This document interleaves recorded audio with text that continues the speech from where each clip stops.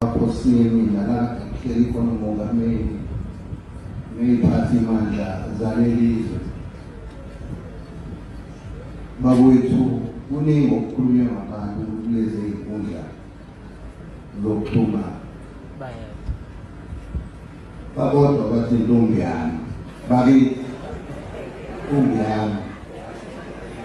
Bangazelapho ukuthi ngathi intombi yami leyo. Uhlungu-ke lo ngisiya. Ngize ukuba ngiwucacise lo. Usiyo intombi yami lena. Wena wesho.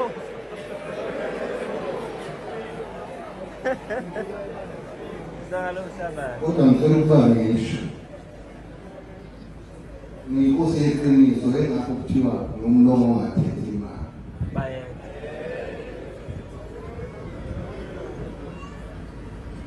Intombazane umntana bami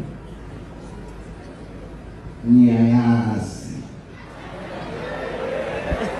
Asiyintombi yami kodwa niyayazi. Wena wesho. Ngaze ngisho usizi lwayo.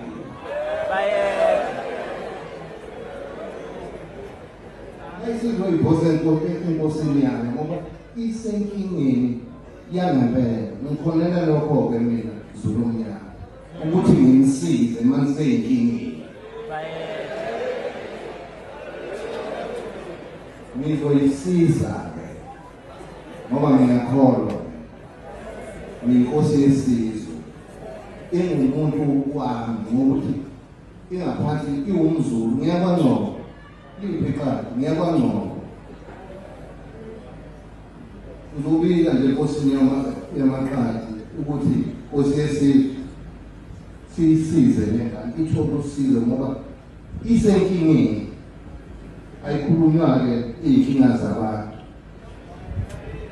Ngizagcina lapha mina kodwa ibuhlungu lento eyenzeke noma eyenzeka noma angithi eyenzakala kuloya muntu wesifazane kangizukumela mina futhi kwenziwa yibo laba abalapha ekhaya abangiphikisa indaba yesihlalo.